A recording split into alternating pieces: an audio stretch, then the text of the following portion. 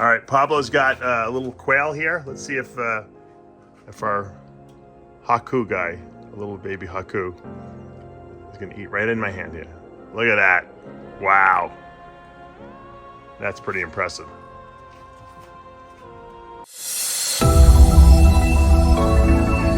What's up, snake fans? Dave Palumbo here for Muscle Serpents Daily.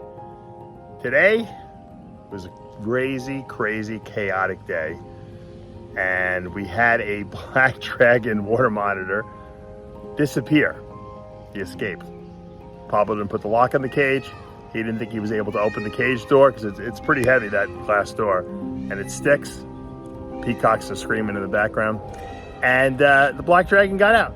She got out and she went for a little joy walk throughout the facility.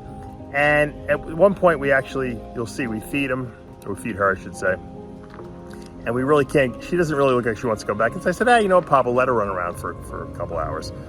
Finish cleaning, and then we'll put her away at the end of the day. Well, at the end of the day, she didn't want to go, she did not want to go back in the cage. Luckily, Pablo finally grabbed her and got her back in the cage, so all good. She was not happy, and I'm sure it did not leave a good taste in her mouth, and she's probably going to be in a bad mood now for like a week or two, because we had to grab her. I don't like to touch, like forcibly grab the monitors. I like to make it their idea that that I picked them up.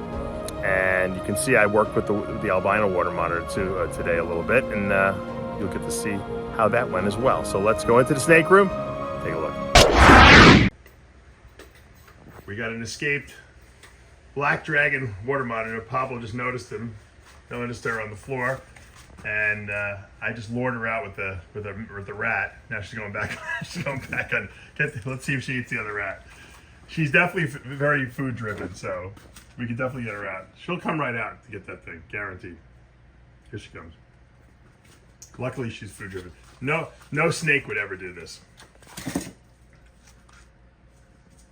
She grabbed the one before, and Papa's like, "I'm gonna pick her up now." I'm like, "I'm not picking her up right after she's got something in her mouth. You should lure her right back to the cage." Yeah. How funny is this?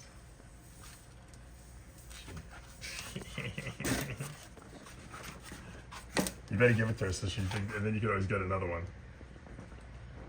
How funny is this? She's funny. She's like, "I have my freedom."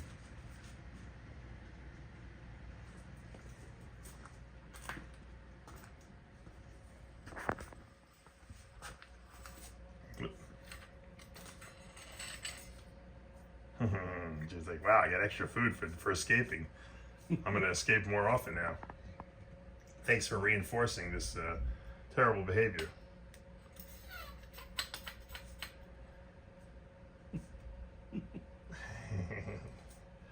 How funny is that? Did you feed her today anything else? Or just throw it? So she's hungry. Yeah.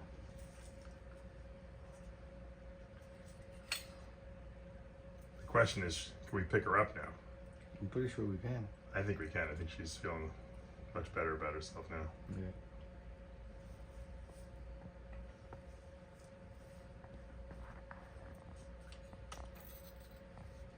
Although she's in food mode, I don't know if that's the good sign to pick her up in food mode.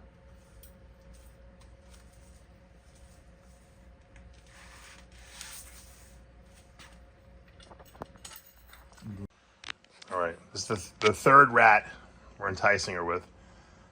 She should be full after this. Maybe we can get her back to the cage. She might not even be hungry. I think she'll eat it. Yep, she's eating it. Grab her by the tail. I'm not grabbing her while she's eating. She's not gonna do anything. Not grabbing her. Let's. We're never gonna get her. We'll get her.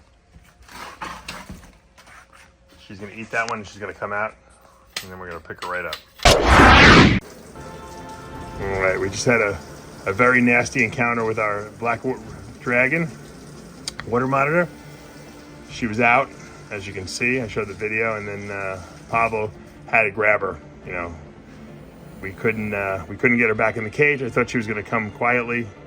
We fed her 3 small rats, and she just didn't want to go back in. And as we were putting her back in, she pooped all over me. So I figured I'd come play with my albino water monitor, who's huffing and puffing on me right now, but at least letting me pet her. See, I am seeing some tongue flicks, though.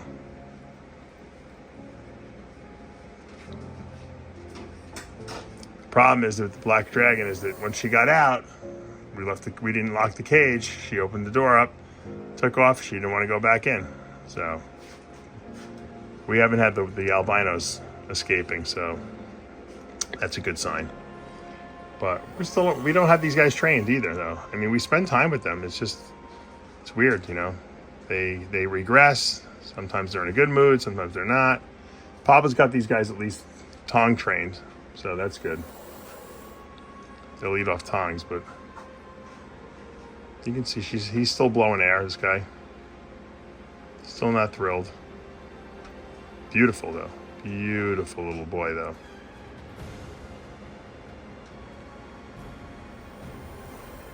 Okay. Maybe doesn't like the fact that I have a camera in his face, but we got to document. We document in this in this facility. Oh, look at this. Look at this little blue. Maybe we'll play with the blue tongue. She's being much more social. All right, I'll leave you alone. Let's go play with our blue tongue.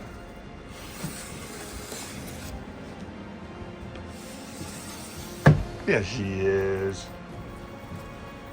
You hungry, huh? I think you're hungry. That's what it is. When was the last time they got wet food, Pop? Huh? When was the last time the blue tongues got wet food? The blue tongue got food? When did they get wet food last? Wet food. I want to say Friday. Yeah, I think she's hungry. She's the one that always comes out. Yeah. The chickens from next door have come onto my property. It's raining, so they decided that we have better worms over here than next door. What's up, chickens? Buck, buck, buck, buck. Here they come. Oh, those are the peacocks here in the back. Peacocks sound like kitty cats meowing. But the chickens are over here in the rain, eating my our earthworms.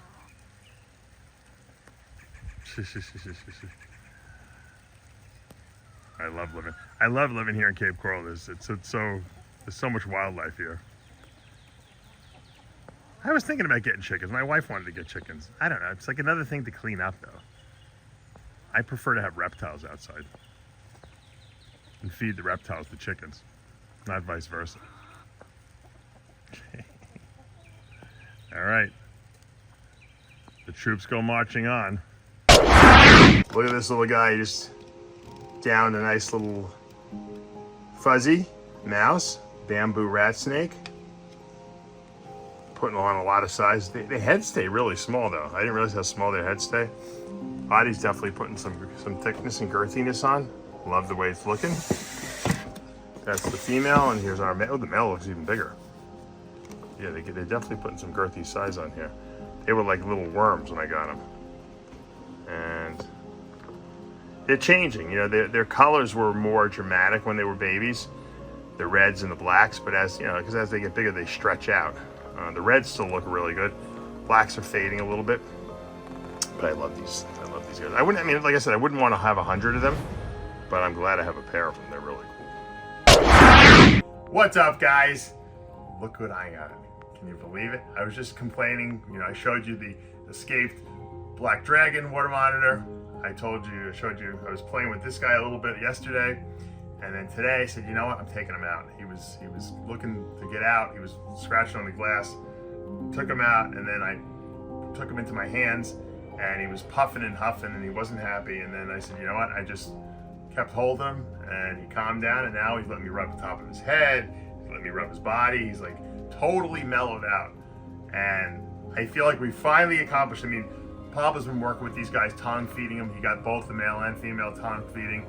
And the last thing that we really hadn't accomplished was being able to take them out like this and hold them and touch them where they're not going to freak out and go crazy. The female's still a little on the skittish side. I think we'll get her. I can kind of pet her in the cage. he's the only one who pretty much lets us take him out. So this is good. The problem is, you know, if you put him back right away, sometimes, you know, they don't like that. Now he doesn't want to go back in. So what I'm doing is I'm going to hold him and keep him out here for about 15-20 minutes so that he gets really comfortable. And then the goal eventually would be to the point where I can just open the cage and he's going to come right out. And we haven't got to that point yet, but you have to be very patient with these guys. And sometimes you're going to have setbacks. Sometimes you're going to have days where they're just in a bad mood. They're very, very smart. They're so smart, in fact, that the black dragon, Pablo didn't put the lock on the cage, and the thing must have taken its nail like a velociraptor and just and I'm telling you, that glass doesn't slide easy. It's not an easy sliding glass. It's a heavy piece of glass, but that thing opened that cage up and went out for a walk and did not want to go back in yesterday by any means. Thank God Pablo finally grabbed him, you know, and got him back in there. So all is good in the monitor world. I'm actually looking at 2 more monitors. Like I need 2 more, like I need a whole net, but I'm looking at another pair. I'll let you guys know as I get more information on that. But look at this guy. What a cool guy. Victory today for the water monitors. All right, Pablo's got a little quail here. Let's see if our Haku guy, a little baby Haku, is gonna eat right in my hand here. Look at that. Wow. That's pretty impressive.